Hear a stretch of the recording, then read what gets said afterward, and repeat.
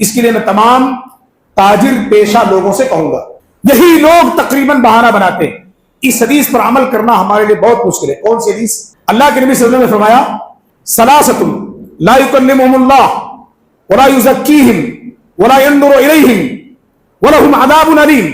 تین قسم کے لوگ ایسے ہیں جن کو اللہ رب العالمین نہ تو قیامت کے دن بات کرے گا، نہ ان کے اوپر نظر رحمت ڈالے گا، اور نہ ہی ان کی پاکی ہوگی، بلکہ اللہ رب العالمین کا عذاب ان کے اوپر مسلط ہوگا۔ اس میں سے تینوں قسم کو دیکھ لیں۔ سب سے پہلے آپ نے فرمایا المبسل، پہلا وہ شخص جو اپنے پائنٹ پیجامے کو ٹخنوں کے نیچے رگڑ کر کے چلتا ہو۔ دوسرا المنان، کوئی بھی احسان اگر آپ کسی کے اوپر کر دیے ہو تو اس احسان کے بعد آپ کسی موقع پر اس کو جتلا دیو، اے میں نے فلاں وقت پر تیرا سہارا بنا، تو آج بھول گیا، میری بات نہیں مان رہا، حالانکہ غلط بات وہ منوا رہا ہوتا ہے، بری بات کی طرف وہ تعلیم دے رہا ہوتا ہے، اور اس کے اوپر اس کو جو ہے کہہ رہا ہوتا ہے کہ میں نے فلاں وقت تیری جو ہے مدد کی تھی، فلاں وقت میں تیرا سہارا بنا تھا، آپ تو میرا سہارا نہیں بنے گا، آپ تو میری بات نہیں مانے گا۔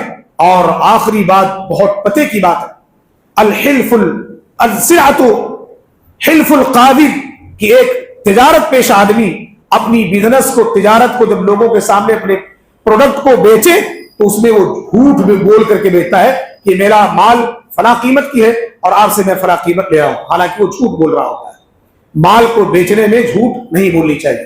آج یہ تقریباً پوری سوسائٹی کے اندر ہمارے یہ جھوٹ بہت زیادہ چل رہا ہے، جس کو ہم کہتے ہیں کہ اس حدیث پر عمل کرنا ہمارے لیے بڑا مشکل ہے۔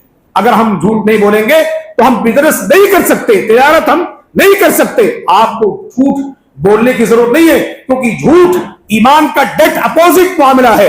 اور اللہ کے نبی صلی اللہ علیہ وسلم نے سے کسی صحابی نے پوچھا اللہ کے رسول المؤمن حل مومن یکذب، اللہ کے رسول کیا مومن کبھی جھوٹ بول سکتا ہے؟ تو اللہ کے نبی نے کہا کہ نہیں، مومن کبھی جھوٹا نہیں ہو سکتا ہے۔